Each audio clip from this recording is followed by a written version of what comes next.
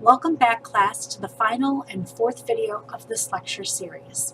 In this video, we will discuss how to extrapolate findings and recommendations from clinical guidelines into the target population. Many guidelines include methods for how to organize the delivery of services and promote services to those most in need, as well as documenting efforts to offer the service. So guidelines can sometimes go beyond just the basic recommendations and also talk about how health systems or communities or institutions should act in order to get the recommendations implemented into practice. And the process of implementation is often presented as an algorithm, which is really nice for practitioners because it's very easy to follow. These algorithms start within a population of interest and usually at a diagnosis of some sort are presented, and then as a step-by-step decision-making model, sort of like a flow chart. So you start at the top and you have a patient that's been untreated, and then typically they'll stratify by some sort of clinical criteria and lead you in a set of stepwise approaches to the recommended therapy of choice. And those recommendations, again, stem from what we've been talking about in all of the previous videos: finding the correct evidence, grading the evidence based on quality, as well as the benefit to risk ratio, and then grading the evidence. And then finally, it's in your clinical algorithm for dispersal into clinical practice. Algorithms are constructed using a set of rules, and often they follow this set of rules on the slide. So ellipses are used to define that decision to be made. Hexagons incorporate questions that need to be answered, and boxes indicate an action needs to be taken. It doesn't need to be like this, but this is the most common pathway. So if we look at the hypertension guidelines, you can see that this algorithm starts up top here, and we're stratifying patients or categorizing patients essentially into how they're presenting to us in the field. So patients who have normal blood pressure, less than 120/80, we would just promote optimal lifestyle habits, so correct diet, exercise, alcohol abstinence, and sleep, and then reassess in 1 year. You can see that it's in yellow here.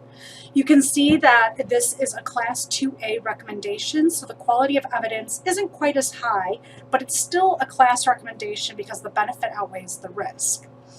If the patient had an elevated blood pressure, right here, then we would prescribe non-pharmacological therapy. It's a Class 1 recommendation, so it's in green, and we reassess it in 3 to 6 months. And you can see it's a little bit different based on how the patients present and certain clinical criteria, but this is typically how an algorithm will work in clinical guidelines. They're very easy to follow. They're leading us to the highest ranked recommendations made by the guideline writing committee. Again, I want to emphasize that you need to be very careful about not implementing guideline recommendations to populations which weren't directly studied in the guidelines and which the guidelines weren't intentionally meant for. Sometimes you can extrapolate guideline recommendations to other populations. Say, going back to the colonoscopy example, say all of your colonoscopy studies were conducted in men, it might be okay to extrapolate those study findings to women. However, there are certain things that should not be extrapolated as broadly. So always be cautious and make sure that the population that you're extrapolating to, it's okay to do so. Again, I brought up earlier in one of the previous videos how high cholesterol guidelines specifically exclude the dialysis population. And there's a reason for that, because statin drugs and most drugs used to treat high cholesterol in non-dialysis patients simply don't work and may actually cause increased harm in dialysis patients.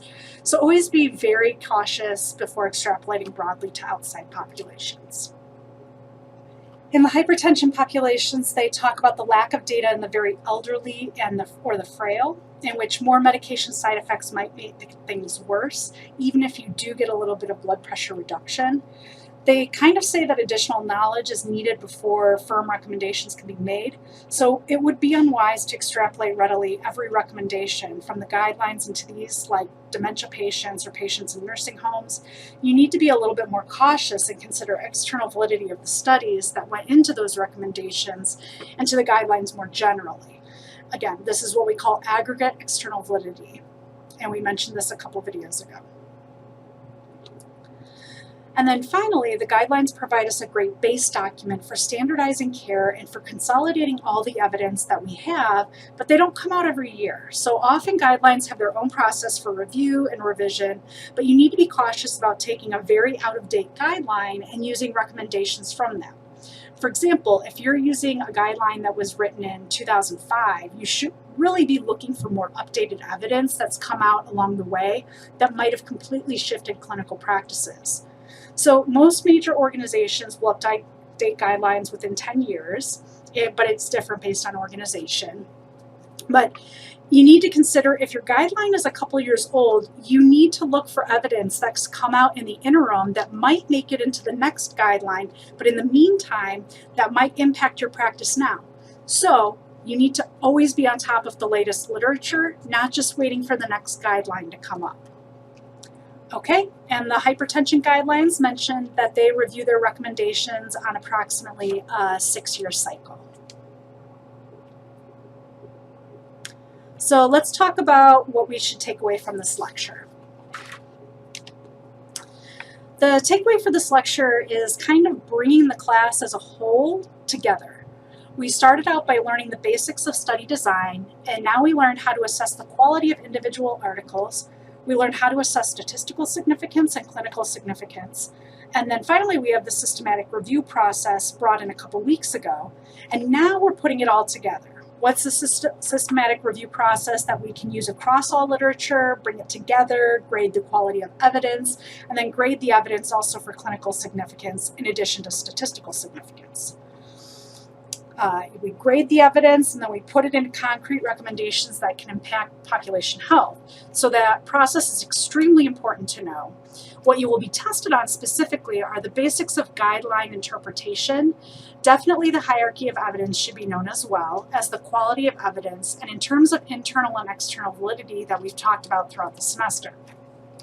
I also want you to put a lot of emphasis on understanding the grade criteria. Again, don't memorize that table, but understand how different pieces of evidence could be graded differently based on the magnitude of their clinical benefit and the quality of the underlying evidence. Also understand that evidence of very poor quality doesn't make it into the grading system. Those are called insufficient.